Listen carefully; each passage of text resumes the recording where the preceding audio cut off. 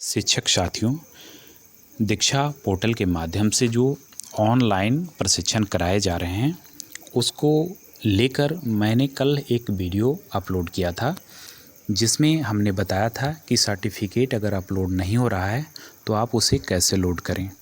तो दोस्तों, उसके लिए हमने बताया था कि दीक्षा पोर्टल आपका अपडेट नहीं है, जिसके कारण आपका सर्टिफिकेट अवेलेबल नहीं हो पा रहा है। तो इसके बाद बहुत सारे शिक्षकों ने ऐसा कमेंट किया कि मेरा अपडेट है, उसके बाद भी सर्टिफिकेट नहीं लोड हो पा रहा है। तो दोस्तों, मैं यहाँ बता दूं कि शिक्षा विभाग के द्वारा आपके प्रश्नों के उत्तर में 70% मार्क्स आने चाहिए। अगर 70% मार्क्स नहीं होगा तो आपको सर्टिफिकेट अवेलेबल नहीं होगा। तो दोस्तों, अभी इस वीडियो में मैं आपको सभी 20 प्रश्नों के हल बताऊंगा। आप उसको देखकर अपने प्रश्नों को बना लें। आपको कुछ ही समय में 10 से 20 मिनट या आधे घंटे में आपको सर्टिफिकेट अवेलेबल हो जाएगा। तो दोस्तों, आपको मैं अभी 20 प्रश्नों का उत्तर बताऊंगा। आप उसके अनुसार अपना आंसर देकर सर्टिफिकेट प्राप्त कर सकते हैं। तो दोस्तों, अगर आपने इस चैनल को सब्सक्राइब नहीं किया है तो कृपया इसे सब्सक्राइब कर लें, ताकि मैं आगे के सभी कोर्स के लिए आपको ऑनलाइन प्रशिक्षण देकर प्रश्नोत्तरी को हल करवा सकूं। तो दोस्तों, बढ़ते हैं वीडियो में आगे और बताते हैं एक एक कर आपके सारे प्रश्नों का जवाब। दोस्तों, ये आपका पहला सवाल जो है, FLN लक्ष्यों को प्राप्त करने के लिए निम्नलिखित में से कौन सी स्वयं सेवकों की भूमिका नहीं है। तो दोस्तों, इसका आंसर है मित्रों के संग और स्वयं सीखने की गतिविधियों को बढ़ावा देने के लिए अभिनव मॉडल स्थापित करना और साथ में नए कार्यक्रम शुरू करना। अगला क्वेश्चन है, बुनियादी शिक्षा का मुख्य केंद्र है, खाली जगह में आपका बच्चे का सर्वांगीण विकास को भरेंगे। दोस्तों, अगला प्रश्न की ओर मैं चलता हूं। तो अगला प्रश्न है, NEP 2020 के अनुसार मध्याह्न भोजन मिड डे मील कार्यक्रम प्रारंभिक कक्षा में पढ़ने वाले बच्चों को भी विस्तारित किया जाएगा।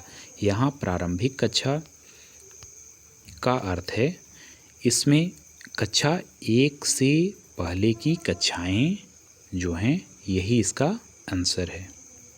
अगले प्रश्न की ओर मैं चलता हूं।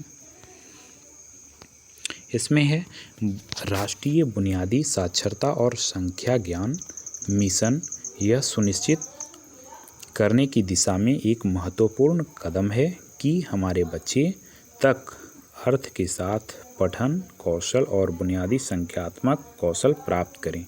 इसका आंसर है कक्षा 3। अगला क्वेश्चन है,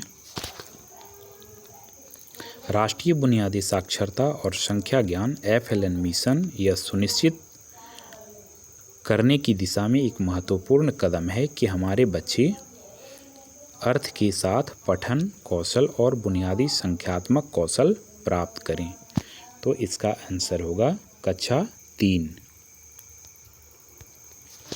आगे का जो प्रश्न है, NEP 2020 में कक्षा 1 से पहले 3 से 6 वर्ष के आयु वर्ग के लिए आंगनबाड़ी विद्यालय पूर्व बाल बाटिका में शिक्षा का प्रस्ताव है। तो इसका भी आंसर होगा 3 वर्ष। दोस्तों, अगले प्रश्न की ओर चलते हैं। उसमें क्या है, प्रारंभिक बाल्यावस्था शिक्षा को किस संदर्भ में एक विशिष्ट लक्ष्य के रूप में शामिल किया गया है। इसमें है सतत विकास लक्ष्य या SDG। अगला प्रश्न है, FLN मिशन एक है, वो क्या है, राष्ट्रीय पहल। अगला प्रश्न है, FLN मिशन के दिशा निर्देश किसने दिया। तो इसमें है, इसका आंसर होगा भारत सरकार के शिक्षा मंत्रालय ने। अगले प्रश्न की ओर चलते हैं। केबीएस स्कूलों को मिशन मोड में कक्षा 5 तक सभी छात्रों द्वारा बुनियादी साक्षरता और संख्यात्मकता प्राप्त करने के लिए खाली स्थान है के रूप में विकसित किया जाएगा। तो इसका आंसर होगा model school. Next question, ECCE की अवधि है जन्म से 8 वर्ष की उम्र तक। अगले प्रश्न की ओर चलते हैं।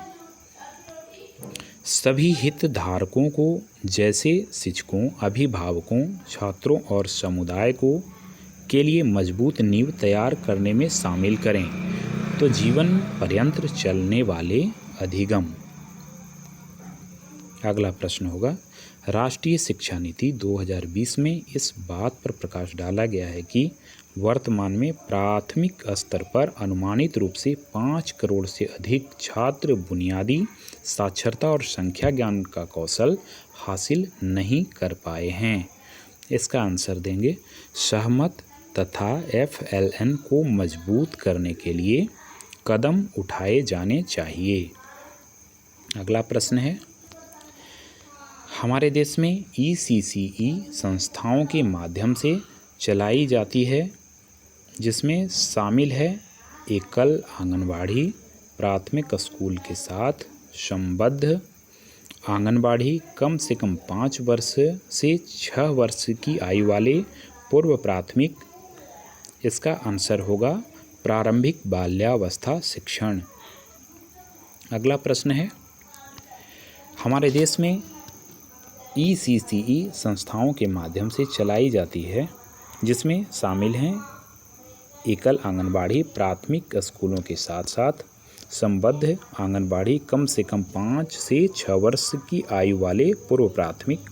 इसका आंसर प्रारंभिक बाल्यावस्था शिक्षण। अगला प्रश्न है, आंगनबाड़ी कार्यकर्ताओं शिक्षकों का ECCE प्रशिक्षण स्कूल शिक्षा विभाग के क्लस्टर संसाधन द्वारा होगा।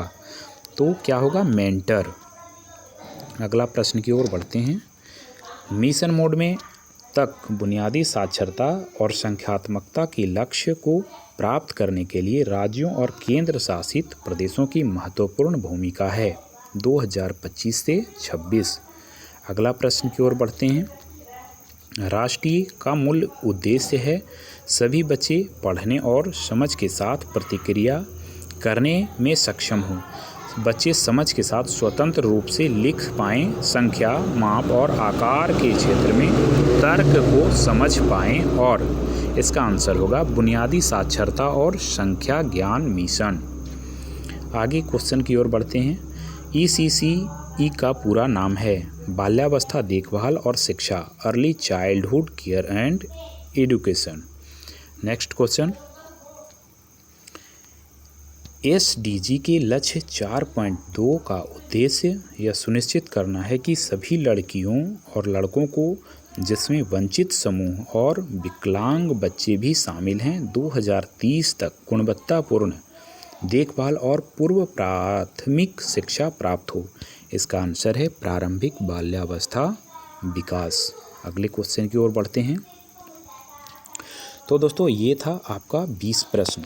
आप जैसे ही इस 20 प्रश्न को आंसर देंगे और इसे क्लिक करेंगे तो आपको सभी प्रश्नों के आंसर मिल जाएंगे और आपको मार्क्स भी अच्छा मिल जाएगा। दोस्तों मैं यहाँ पर बता दूँ कि मैंने एक प्रश्न के आंसर को गलत किया है ताकि वीडियो देखने वाले सभी छात्रों को एक ही अंक न मिल जाए, जिसके कारण मैंने एक प्रश्न को गलत किया है। तो दोस्तों आपको 20 में 19 अंक प्राप्त होंगे। आप चाहें तो अपने इच्छानुसार, अपने सुविधानुसार, अपने मेरिट के अनुसार 20 में 20 अंक भी प्राप्त कर सकते हैं। तो आपको एक अंक कम मिलेंगे, आप सुविधानुसार उसे कर पाएंगे। आगे का है, जैसे ही आप इसे सबमिट करेंगे तो आपको यहाँ पे इस प्रकार के दिखाएगा बेस्ट स्कोर आपका जो है, जो आप अभी स्कोर प्राप्त करेंगे वो स्कोर आपको दिखाएगा। और दोस्तों उसके बाद कुछ ही समय बाद, मुश्किल से आधे घंटे तक में आपको सर्टिफिकेट अवेलेबल हो जाएगा। अब वीडियो देखने के बाद तुरंत कुछ साथी कमेंट करने लगते हैं कि हमने प्रश्न बना लिया, सर्टिफिकेट नहीं उपलब्ध हुआ। तो दोस्तों कुछ समय वेट कर लेंगे, हर हाल में आपको सर्टिफिकेट मिल जाएगा। चैनल को सब्सक्राइब करते हुए आगे बढ़ेंगे। आपको अगले कोर्स के लिए भी मैं सभी प्रश्नों का आंसर आपको समय पर पहुंचा दूंगा। तो दोस्तों चैनल को अवश्य सब्सक्राइब कर लें। धन्यवाद।